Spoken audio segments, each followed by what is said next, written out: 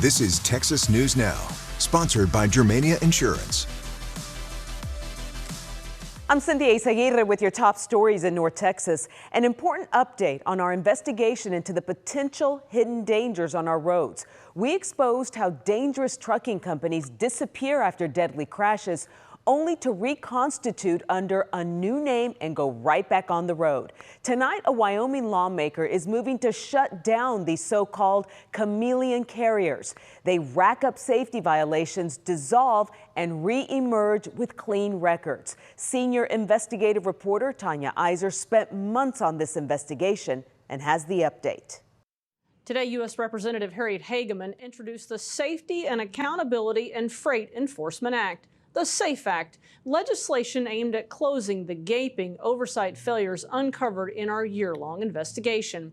The bill directs federal regulators to finally determine how widespread chameleon carriers are and how many deaths, catastrophic injuries, and crashes have been tied to them. In our series, Blind Spots, we documented how companies tied to deadly wrecks shut down, then reopen under new company names, often using the same trucks, the same drivers, even the same addresses, exploiting gaps in federal oversight. The SAFE Act would require the Comptroller General to report back to Congress within 1 year and would direct the Federal Motor Carrier Safety Administration to build an automated screening system designed to catch carriers trying to game the system before they're cleared to haul freight again. Supporters say the goal is simple: stop dangerous companies before they return to the road, not after another crash forces action. You can watch our series Blind Spots right now on demand on WFAA+. Back to you. It has been days since outbursts led officers to escort a man out of the Tarrant County Commissioner's Court, and we've tracked that man down. He told Brittany Costello being removed from the meeting feels like a violation of free speech. The Tarrant County Commissioners meeting Tuesday. I know you don't think the rules apply to you.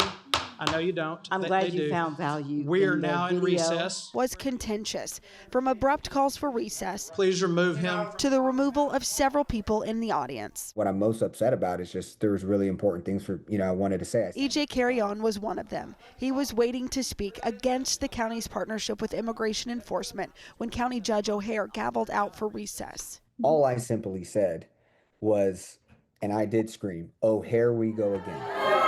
While business was on break, he was removed from the court by the sheriff's office and issued this trespass warning, and says he was told he could be banned for a year. You can't just silence people. We still live in a democracy. Alexander Montalvo was next. And I also didn't agree with reducing the community's public comments. Commissioners were discussing a proposal to limit public speaking during meetings. We wouldn't have this We will go chaos. to item 10.1.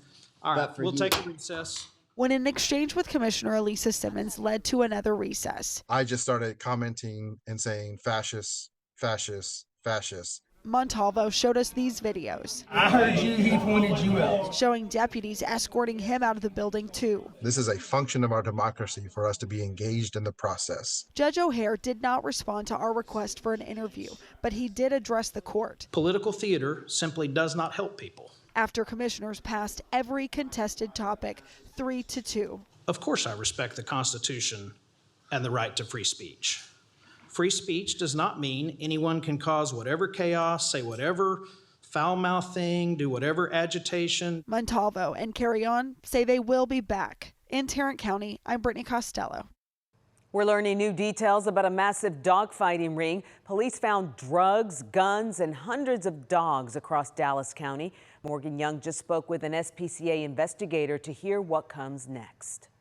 Well, the good news update I received from multiple groups is that the dogs that were recovered from Operation Fight Club are safe and being well cared for. Nearly 150 of them were taken to an ASPCA recovery center. That organization provided these photos of some of the dogs that were rescued from Lancaster and Ellis County. The organization says that while they are in their recovery center, they will receive necessary forensic exams, shelter, and crucial medical and behavioral treatment. Dallas police announced that warrants were served at dozens of locations in this operation. We are still waiting for more specifics from the department. The SPCA of Texas, which serves North Texas specifically, says it has about 45 of those dogs that were rescued. The organization's chief animal cruelty investigator told me this operation spanned multiple properties across multiple counties, all connected. It's kind of a widespread misconception that these dogfighting operations no longer exist because you don't really hear about them or see them. In reality, it's still very prevalent.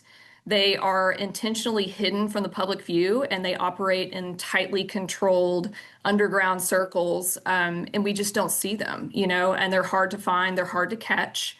But it's organized crime. Plain and simple. Burns encourages people to report suspicious activity to their local animal enforcement departments, especially because she says these types of crimes typically go hand in hand with other violent crimes. DPD announced that along with 207 dogs seized in this operation, they also recovered dozens of firearms, cocaine, and fentanyl pills. They're often intersecting with illegal gambling, narcotics trafficking, weapons offenses. So it's not just a blood sport, it's a public safety issue. And these are things that are being brought into our communities. DPD says it will announce arrests in this operation as this investigation continues. As for the dogs that were recovered, Burns says that they will be evaluated on a case-by-case basis, making sure there are no medical issues or any threats to the public, and really just working with those dogs to get them ready to be adopted.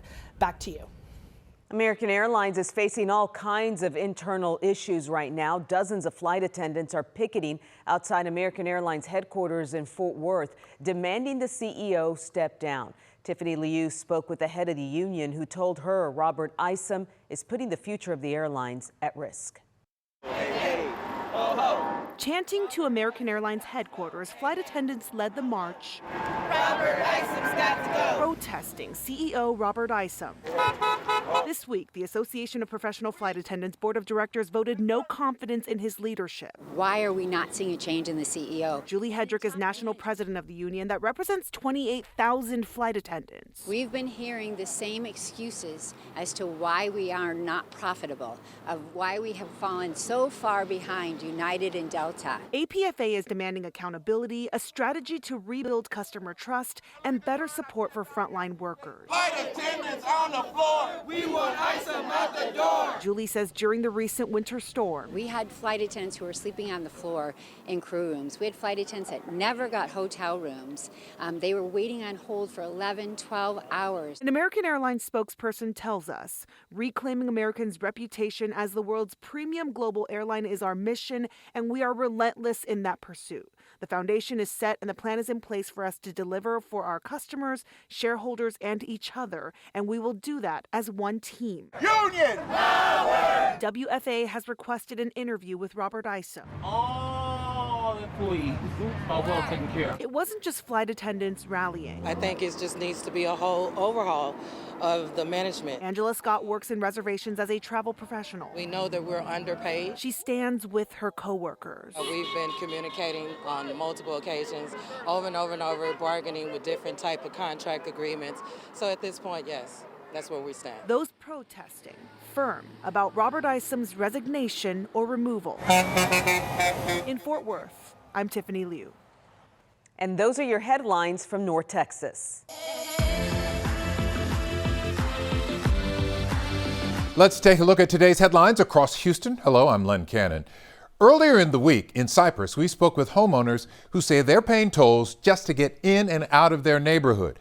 Well, since then, viewers flooded us with similar complaints. Now it's raising bigger questions about what you need to know before buying, especially in fast-growing areas. Maria Aguilera getting answers and solutions. Imagine having to pay a toll every time you leave your house. That TikTok video sparking more conversation. And on our KHOU 11 post, after reporting on Cypress residents who say they're forced to pay tolls to get in and out of their neighborhood. Every time I look at my bank statement, here's 20, here's another 20. Some residents spending more than $100 a month.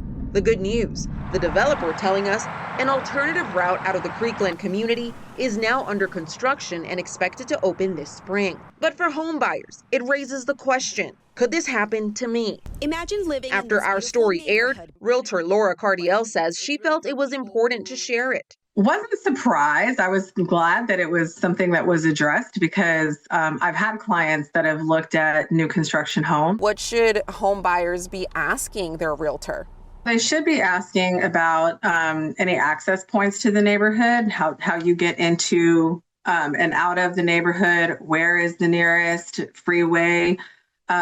But it's also not just about the questions that you're asking, but going to the location and seeing what that's really like at different times of day. Cardiel says that's especially important when you're moving into an area still under development. Developers are usually really open about the plans that they have in the area. Having your realtor ask questions to the developers, what is the timeline? Where are some of those access points going to be constructed?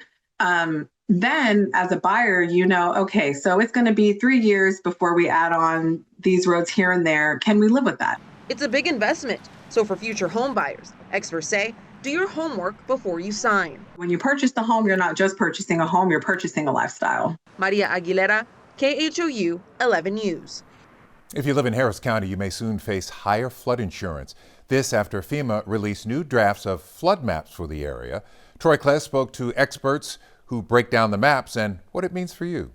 While these maps are new, they are not final. The maps do not change any existing flood insurance policy, though those changes may come in the future.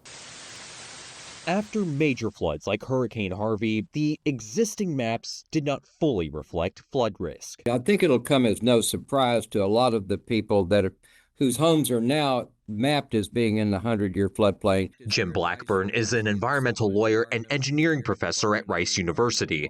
Without getting specific, he highlighted some areas of Harris County that can see an increased flood risk. I would flag the northeast part of town. I looked, from what I saw, Greens and Halls Bayou floodplains look like they're expanded significantly. There are several other areas of Harris County that were added into a 100 or 500-year floodplain, but the maps released by FEMA last week are not final. The Harris County Flood Control District says these maps are intended for technical review.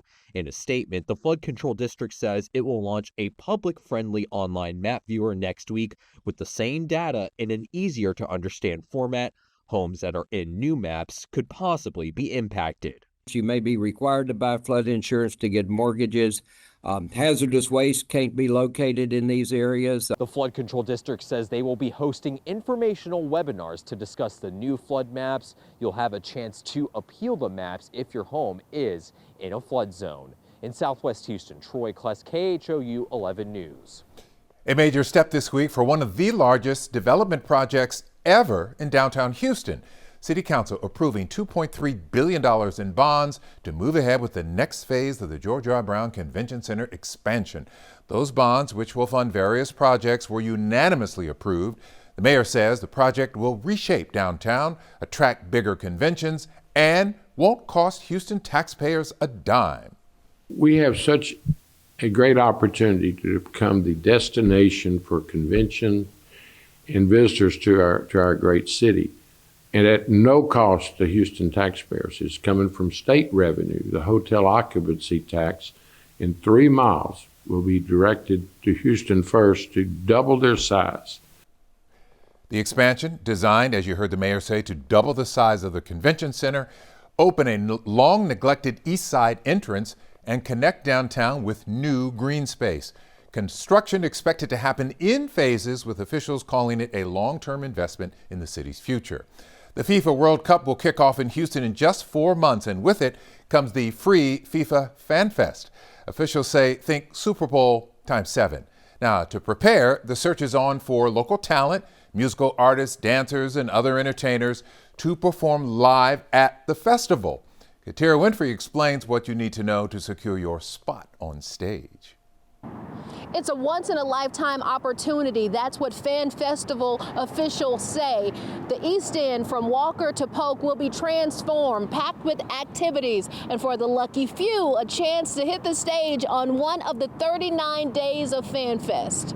The countdown to FIFA World Cup 2026 has begun. In just 4 months, Houston will welcome thousands from around the globe. But this is a once-in-a-lifetime opportunity. You're going to be a part of something that will never happen again in our lifetime. It's a rare experience, one that planning committees are using to highlight Houston's diversity. Years of planning now being finalized, but the big games can't go without big fun. We have launched a citywide talent search that we are trying to identify Houston talent to perform on this world stage for the world to see. And the Houston Host Committee has a lot in store. The Fan Fest will be located in Houston's East End and stretch from Walker to Polk. These early renderings help put the transformation into perspective. This is extremely ambitious to take these vacant lots, parking lots, and warehouses and turning them into this magical footprint. The Fan Festival will be open for 34 of the 39 days of FIFA, and each day local entertainers will be taking the stage, chosen from the Fan Festival talent submissions. We're not looking for just singers. If you can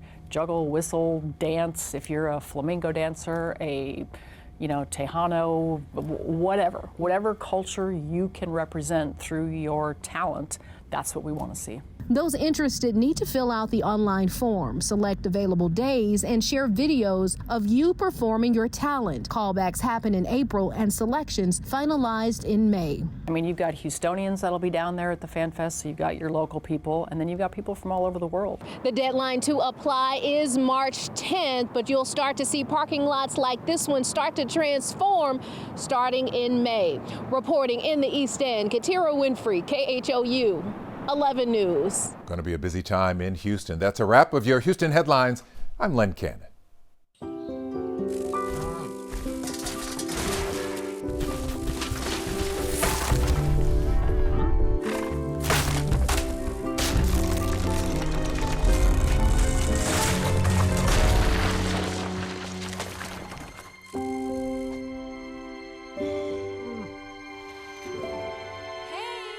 For insurance you can trust, help is just a handshake away. Find your local agent at germaniainsurance.com.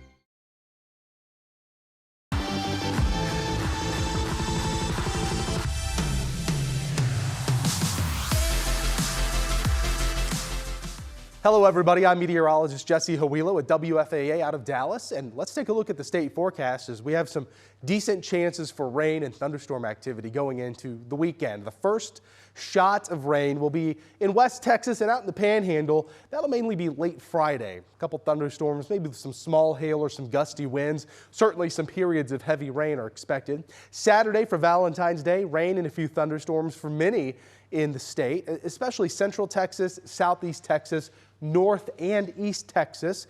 And then as we get into Sunday, it'll be a nice end to the weekend behind that storm system.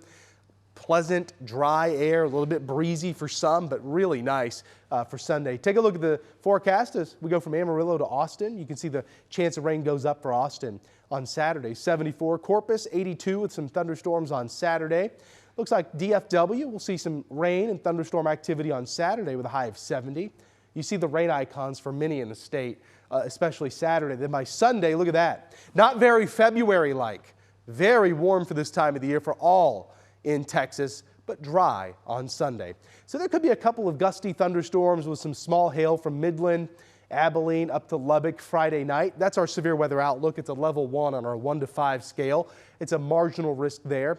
Then on Saturday, a little bit more of the state is included in this. Central Texas, Southeast, East, North Texas, all included in this. Same risk. It's a low-end risk for strong or severe thunderstorms, but there could be some gusty storms or some small hail inside of the strongest areas of thunderstorms. So take a look at Timecast here, what that looks like. We'll start here in the Panhandle and West Texas. So you can see out toward El Paso, up to Lubbock Friday night, some rain, a few thunderstorms expected there. By 11 p.m., that'll arrive in Aspermont, Wichita Falls, down still to Midland, Odessa. And then as we get into the overnight, into early Saturday, that rain starts to move out of West Texas and into North and down into Central Texas by Saturday morning. So this is 8 o'clock. Showers, thunderstorms becoming a little bit more widespread at noon from Paris to Sulphur Springs, down to Waco, Fredericksburg, and Austin into the afternoon and evening. There it is at 5 p.m. You see the rain coverage in East Texas. A few thunderstorms for Tyler Saturday night. Nacogdoches down to Beaumont, Houston as well, up to Texarkana. And it's all gone by Sunday morning. So as we take a look at that, just remember there could be a couple of gusty storms on Saturday and as soon as Friday night. But this system moves in and out fairly quickly, leaving us with a pretty pleasant Sunday. Rain totals, I think North Texas sees about a ½ inch to an inch of rain. There could be 1 to 2 inches of rain in northeastern sections of the state. So taking a look at the forecast in detail by region, El Paso Friday, just a beautiful Friday for Lubbock and Midland and El Paso. Temperatures still way above normal for this time of the year. There's that chance of rain late Friday for Lubbock, 72. Saturday, better chance of rain. It'll be breezy behind this system. Temperatures in the 60s. Still not February-like at all as we get into Sunday with temperatures remaining in the 70s. Central Texas, Austin, Waco, and Fredericksburg. Chance of rain on Saturday, highs in the low to mid 70s. The entire state, high temperatures are going to be running about 10 to 15 degrees warmer than normal. This includes Central Texas. Sunday, just a stunning day. 75 in Austin with lots of sunshine. A little bit breezy. 72 in Waco, Fredericksburg 74. In South Texas, San Antonio, Corpus, look at Laredo, almost 90 degrees on Friday. It's February. Very strange. Saturday, 79. There's that chance of rain again on Saturday for areas like Corpus, San Antonio, Laredo. Most likely sees just a very slim chance for rain. High temperatures, though, by Sunday, back into the middle 80s for Laredo. For North Texas, the Metroplex of Dallas, Fort Worth, Weatherford, and Denton, you can see temperatures stay above normal. Normal high in this region is about 60, so temperatures still about 10 to 15 warmer than normal on average. Chance of rain Saturday, followed by dry conditions on Sunday. Then East Texas, 77 Friday for Houston. Beaumont, 77. Tyler, 79. Chance of rain increases Saturday. Showers and thunderstorms for Valentine's Day with highs in the mid-70s. And look at Sunday. Beautiful. Mostly sunny skies. From southeast Texas into East Texas, 67 Tyler, 70 Beaumont, 72 in Houston. Then down in the valley, McAllen, Brownsville, and Mission. How about 90 on Saturday in McAllen? Spring is coming in early. Boy, we've had such a warm February statewide. That will continue going into this weekend and even beyond into next week. 89 Sunday for McAllen, Brownsville 85. Sunny in Mission with a high of 88 degrees. So overall, best chance of rain across the state Friday night into Saturday, dry by Sunday.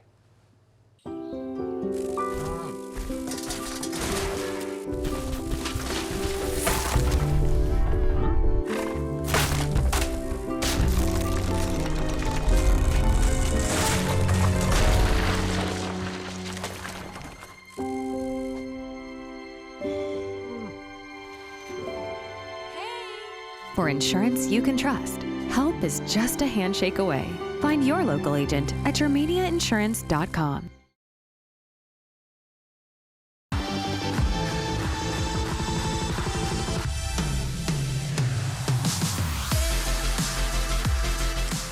In Austin, I'm Quita Culpepper, and it's been 4 months since the city of Austin launched a 3-week initiative to clear homeless camps around town.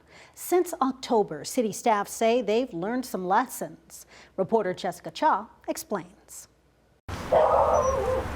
Angel Rodriguez has lived in this North Austin neighborhood his whole life. I moved here when I was in 6th grade. And he says so have his neighbors beyond that fence.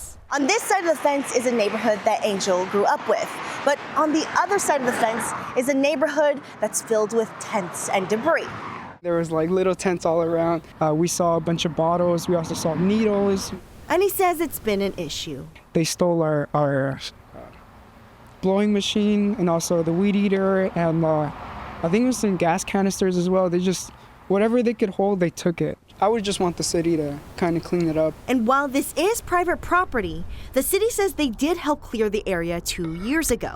And they've been helping clear camps in other areas of Austin ever since. We, as a department, have been doing homeless encampment management since the department was founded. 4 months ago, the city launched a 3-week initiative that took a more proactive approach to clearing encampments. All hands on deck approach at trying to deal with some of the most stubborn campsites and encampments throughout our community. Alongside APD, EMS, Park, Watershed, and Animal Service departments, Crews responded to 669 encampments. They moved 181 people into shelters and cleared over 1 million pounds of debris.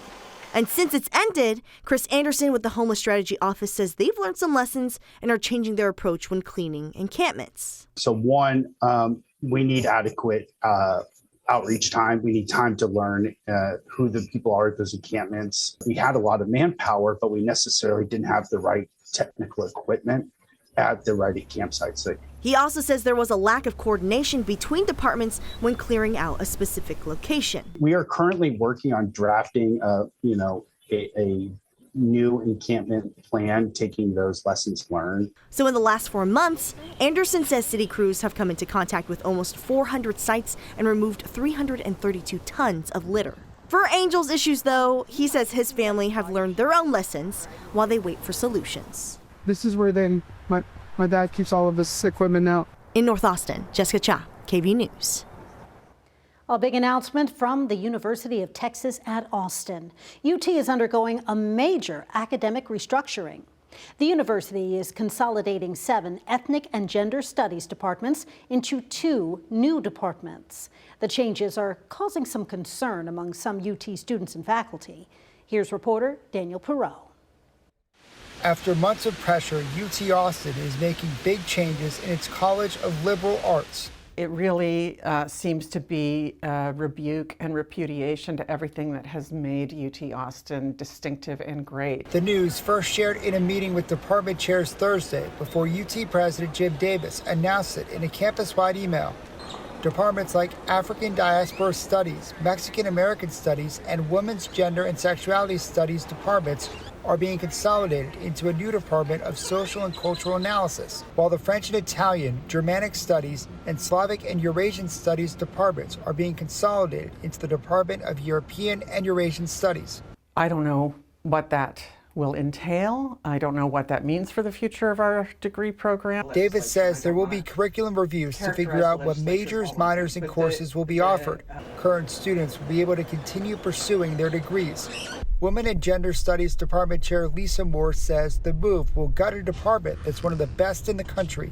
Shutting them down, renaming them, erasing them, is rolling back a century of progress. Davis says these changes are needed after the university found fragmentation across departments.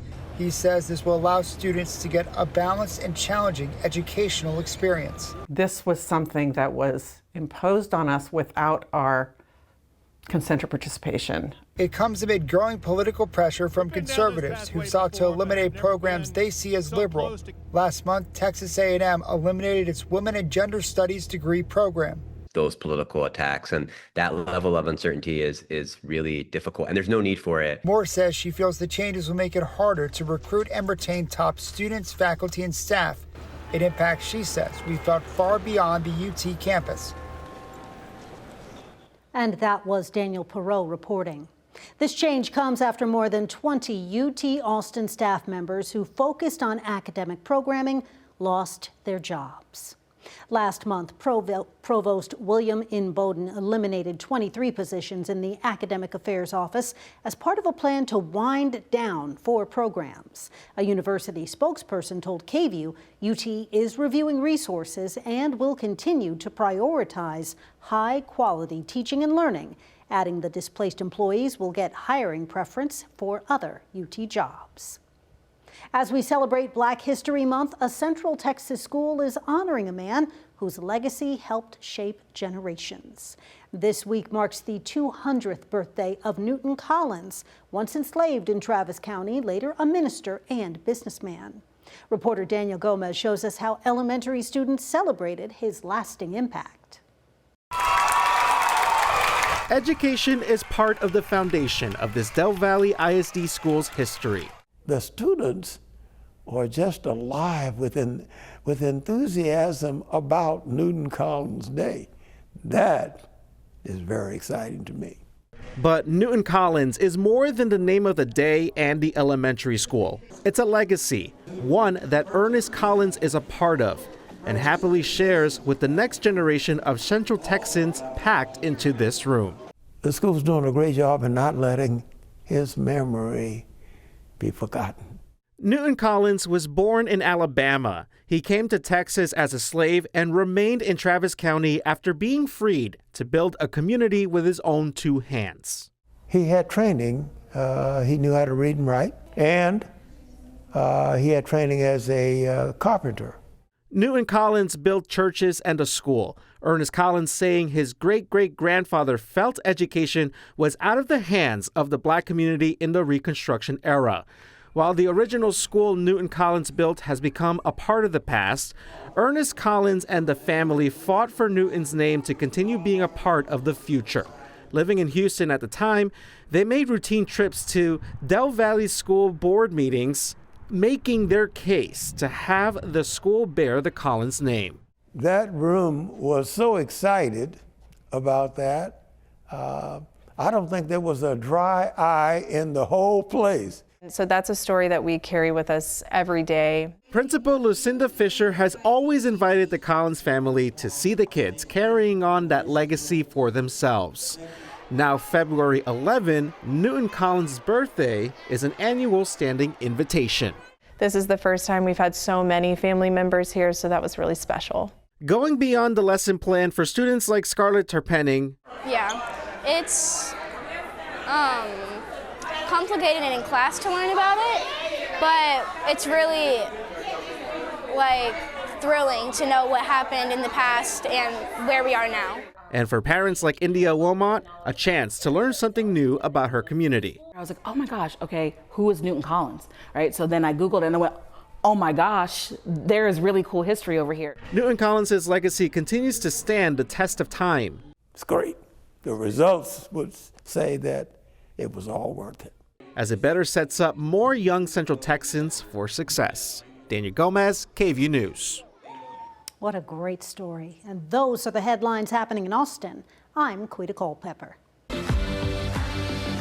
Hi, I'm Brennan Gurley, and here's what's making headlines across East Texas. A nationally recognized flight instructor and his wife are being remembered after a deadly plane crash in East Texas. Investigators say the couple declared an emergency moments before their single-engine aircraft went down in Murchison.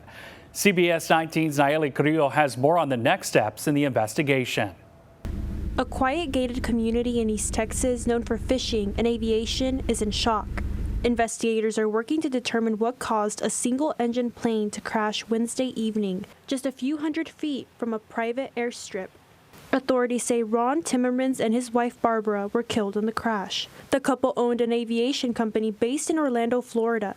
Their dog survived. They're trying to handle any kind of emergency that can be expected to happen, but the big ones are always going to be loss of an engine, an electrical problem, a fuel problem, or an oil problem. According to the preliminary investigation, the couple declared an emergency after oil covered the plane's windshield.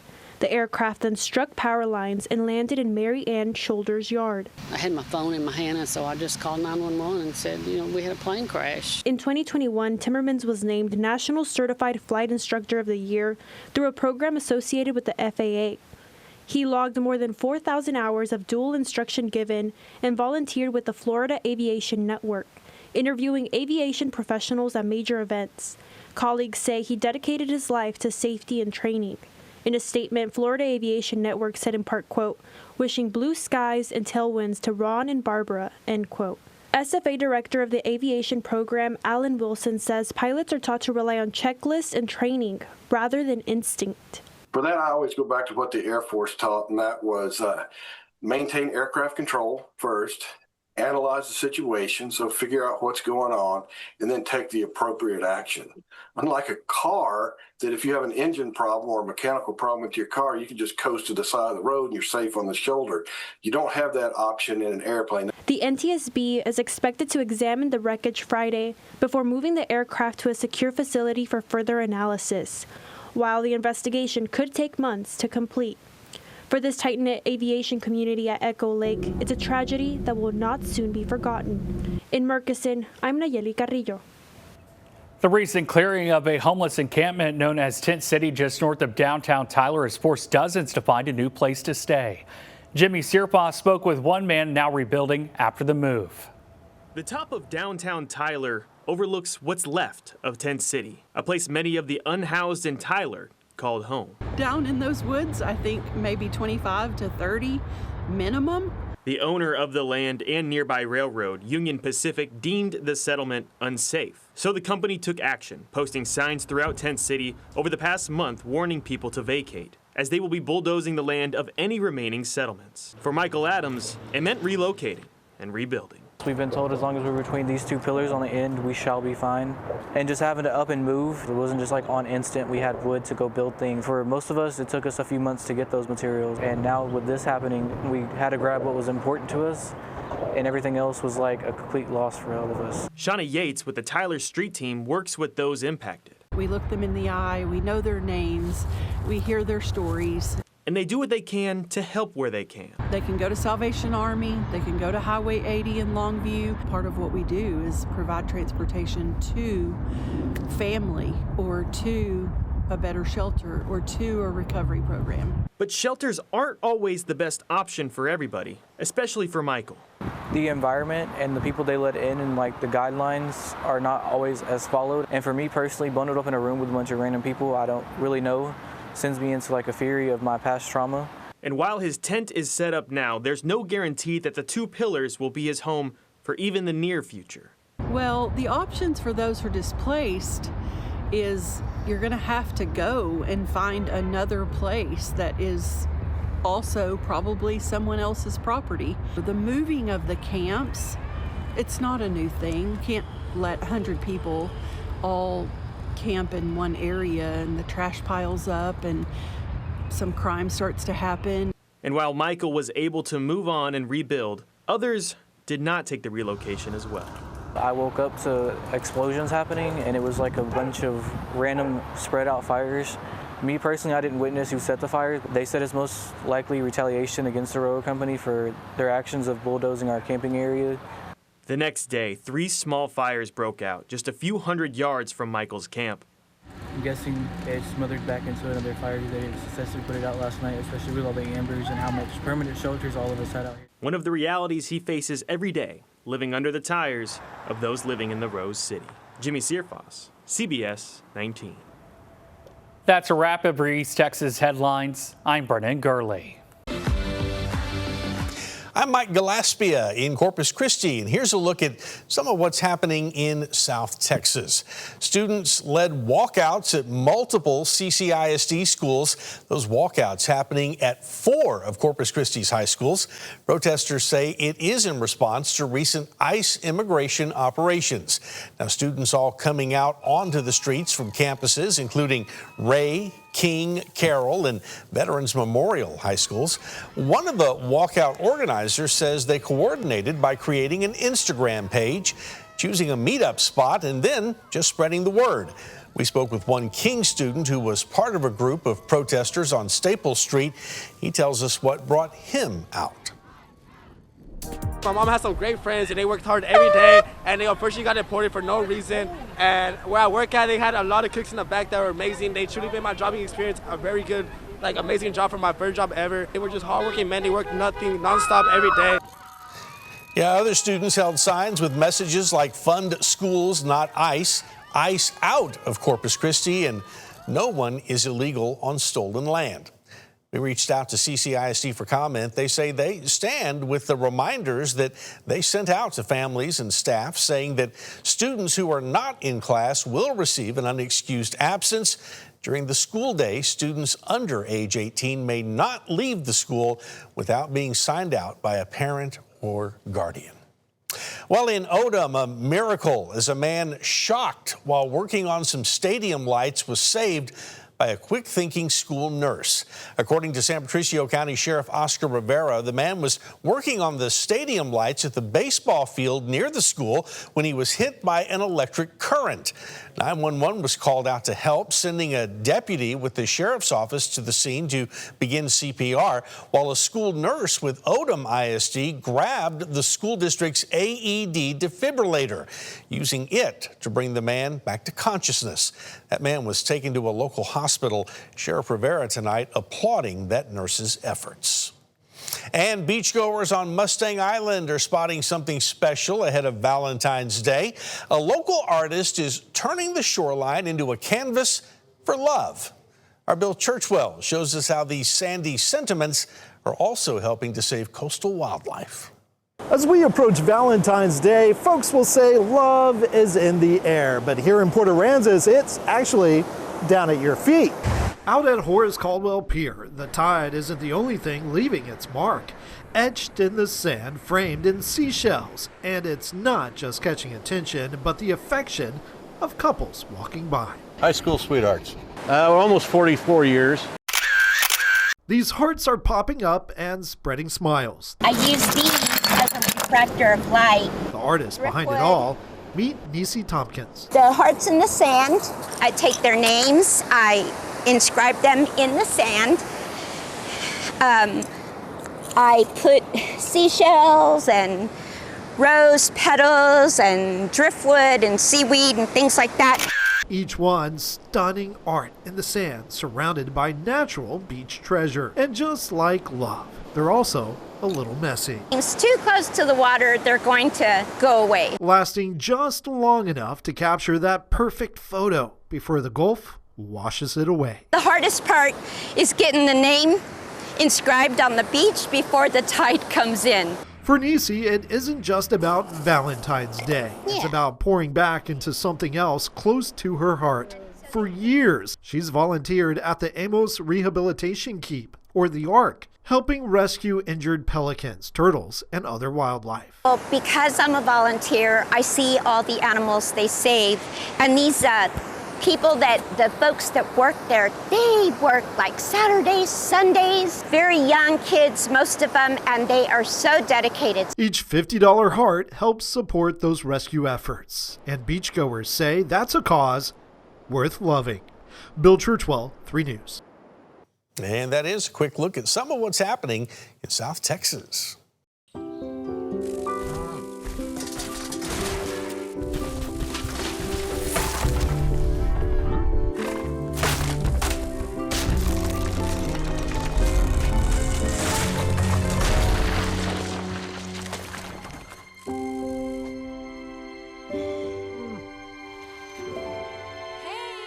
For insurance you can trust, help is just a handshake away. Find your local agent at yourmediainsurance.com.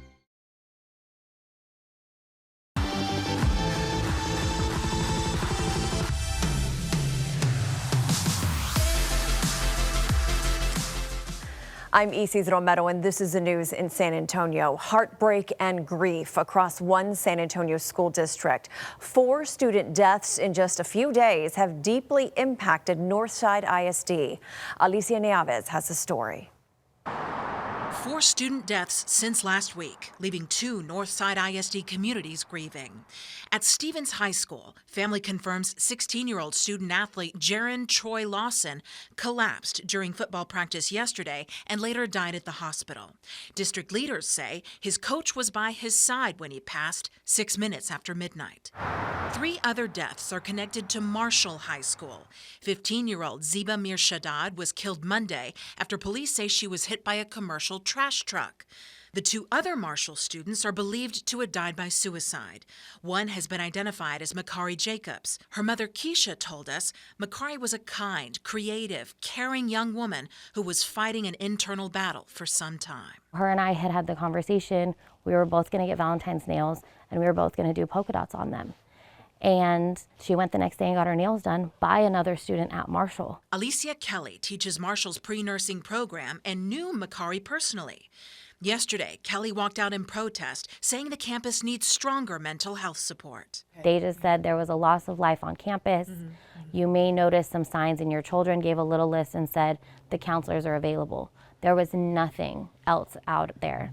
No additional resources, nothing. NISD says counselors have mobilized to campuses and students can reach out to counselors, nurses, or administrators, adding that in a crisis situation, students are seen immediately. When we experience a student loss, it is a community loss. Dr. Kimberly Ridgely, Assistant Superintendent for Whole Child Development at NISD, says students may show grief through anger, sadness, or withdrawal, and parents should watch for changes in eating, sleeping, or social behavior. We tell parents to say, I have some sad news I need to tell you, and then tell them the news. We tell parents to to be honest about what is developmentally appropriate. And so we say death and we say died because that is appropriate. As the community mourns, students at Marshall are now looking at ways to honor the classmates they've lost. I just want them to know that they're loved and we see them. The city of San Antonio continues to push back against a proposed ICE facility on the city's east side. On Wednesday, the city council approved a resolution to consider possible actions against the facility. Zach Briggs has the details.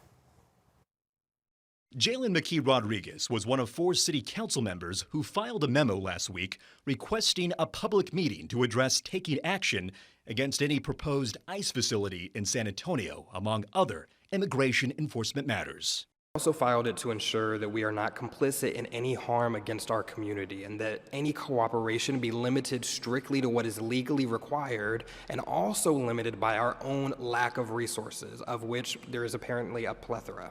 This building on the east side is set to serve as a federal migrant detention center. McKee Rodriguez wondered whether the city is required to provide utilities in order for the federal government to run the facility. This question falls in line with one of the suggested actions that the city will evaluate. Under the state statutes by which both SAWS and CPS operate, they're given areas of operation in which they are legally required to provide service to whoever asks for it.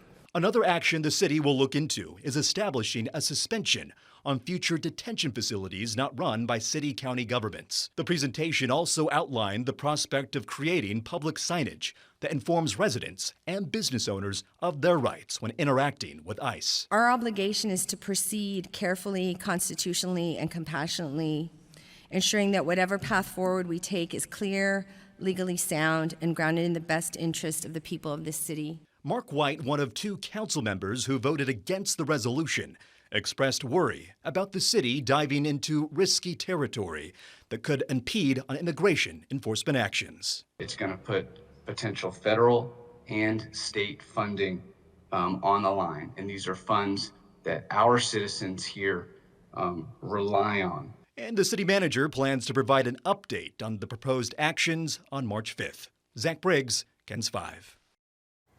A mysterious death on the far north side has police searching for answers. A man was found dead Thursday morning under a bridge along North Loop 1604 East. Rania Kaur explains what we know so far. San Antonio police tell us the man was found by a construction worker around 6:45 this morning. Police say the discovery was made under the 1604 bridge area where there is construction going on to expand the 1604 lanes. The police don't have an identity yet. All they could say was that the man appeared to be at least 50 years old. While we were waiting for police to give us information, the Bexar County medical examiner arrived on scene as they worked to not only find a cause and manner of death, but also identify the man. At this point, San Antonio police say they're investigating it as a suspicious death. This is still an ongoing investigation. We'll keep you updated on air and online. Rania Kaur, KENS 5.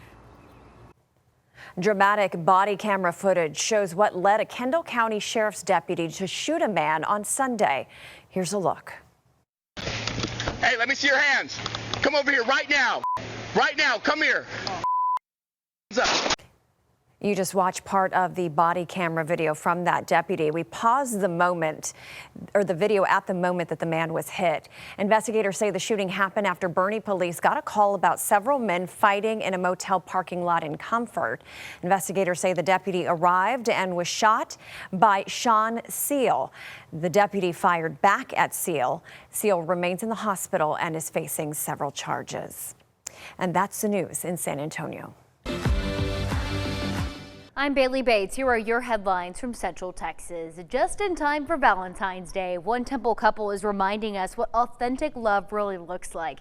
They've been together since the 1950s, but say every day feels just like the first time they met.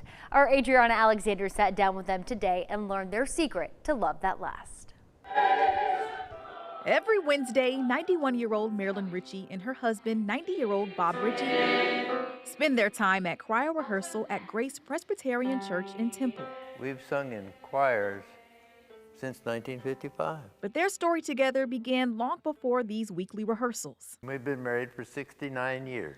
It began when these two first met in California. We met in our backyards when we were 4. After moving away for some time, the two later reconnected in college. And I said, Todd, I got him later, who was that dark-headed girl?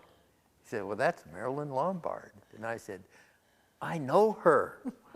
While Bob served in the military, they sent each other love letters across the seas. Did I ask you to marry me by letter? Yes, you did. I thought I did. I still have it. It wasn't long before they married in 1956. His sense of humor has gotten us through a lot of things, and he is very loving. They tell other couples that it's communication, patience, and friendship that will keep you and your person strong together. He is my best friend. Yeah, we are both best friends. And in August, they'll be celebrating their 70th wedding anniversary. But this Valentine's Day, the celebration of love is starting a little early. I bought a little thing. You bought something? We did. Oh my gosh, I bought a card. Yeah, there, that worked.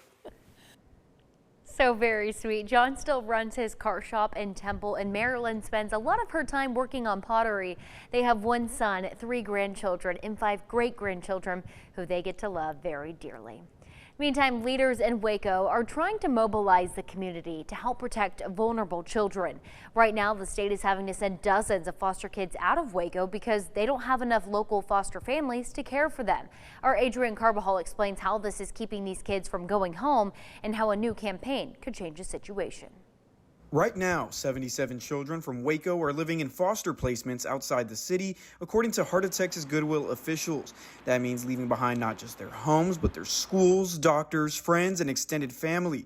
Andrea Zimmerman, program director for the Families in Foster Care Coalition at Heart of Texas Goodwill, says that's why the group launched its 26 in 26 campaign. And our goal with this campaign, 26 in 26, is to license 26 new foster families to help some of those kids and future children be able to have a foster family here in Waco. Organizers say keeping children local can significantly reduce trauma during an already difficult time. Rebecca Hall, executive director with Nightlight Christian Adoption, says removal from home is hard enough. Adding distance makes it even harder. I mean, first off, they're leaving their home no matter what. So that's trauma right there. But then if they're going to a new area, a new school, they don't know the parks, all the things that you think about when your little kids, the things that you're used to. Oh, we love this ice cream shop. Well, they can't go there anymore. Beyond emotional impact, moving out of the area can also interrupt important services. Children receiving speech therapy, counseling, or other specialized care may face delays or limitations if they're moved. Educational transitions can also disrupt academic progress. Staying local also helps families stay connected. Organizers say that is crucial to reunification. It just makes it a whole lot easier for grandparents to see those kids, for visitations, for the biological parent to have access. And that tends to be more successful when they can keep up with that child in person. Organizers say if they can recruit 26 new foster families this year, it would make a significant dent in the current need. And that was Adrian Carbajal reporting. Those are your headlines from Central Texas. Here are your headlines from Southeast Texas. I'm Mark Armstrong. In Port Neches, police say an elderly woman lost control of her car on Magnolia Wednesday morning and drove into a canal. An officer jumped into the water, broke the window, and helped to pull her out. Emergency crews, they took her to the hospital. We're still working to find out how she is doing. And a second crash happened around the same time in Orange County. DPS troopers are investigating the major wreck on I-10 near FM 1442's overpass. They say that a woman driving a car hit the inside concrete barrier, then swerved to hit the outside wall. She then slammed into the trailer of an 18-wheeler. She was ejected upon impact and taken to the hospital. Miraculously, she's expected to recover. Family and friends across Southeast Texas, they're mourning the loss of 57-year-old Monica Breland. Galveston County Sheriff Jim Fullen says that she was hit by a car Saturday night on Highway 87 in Crystal Beach. Sheriff Fullen says that it happened just before 8 p.m. between Tinkle Lane and North Jacks Road. He says an elderly woman was behind the wheel and didn't see Breland crossing the road. 12 News reporter Ebony Coleman, she spoke to a friend of hers who says that she was like a sister. When you were young, and you went to SeaWorld or Disneyland, you knew you were going to have a great time. That's Monica.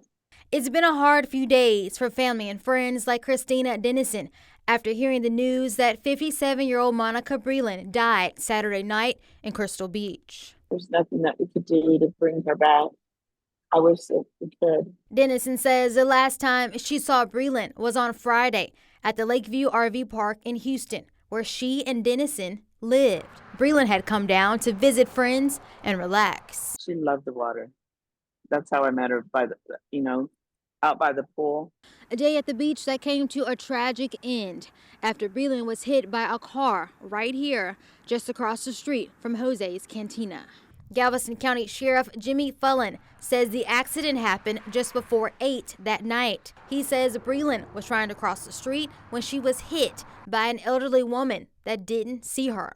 Something I still can't forget. I can't get it out of my mind. Dennison says Breland leaves behind her mother, nieces and nephews, friends, and her dog Lucky. Lucky was everything to her. And she's everything to Lucky. She's planning to have a memorial at the RV park in her honor. We all loved her, and some people that live in the RV park can't make it to her funeral. I'm going to miss her energy. In Crystal Beach, Ebony Coleman, 12 News. And we're learning more about how the city of Port Arthur is cracking down on unsafe housing. After serious living condition concerns at the Prince Hall Apartments, city leaders have approved clearer, stronger minimum property standards.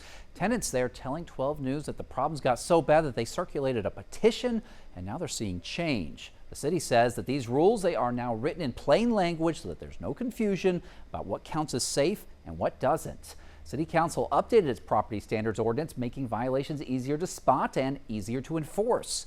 Tenants at Prince Hall say that they've dealt with issues like mold, damaged walls, and homes without working heat or air.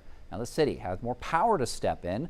Property owners who don't fix problems, they can face fines of up to $2,000 a day per violation. It's the kind of stricter enforcement that the apartment tenants have been calling for. I feel like for the city to go an extra mile to help us as citizens in this humane environment is a plus for us, because it lets us as the people know that someone is still thinking about us.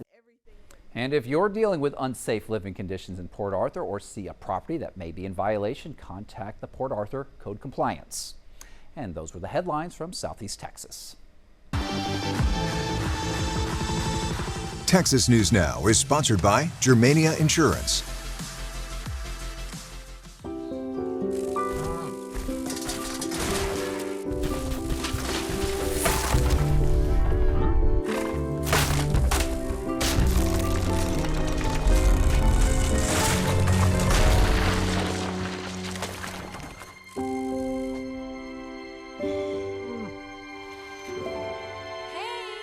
For insurance you can trust, help is just a handshake away. Find your local agent at germaniainsurance.com.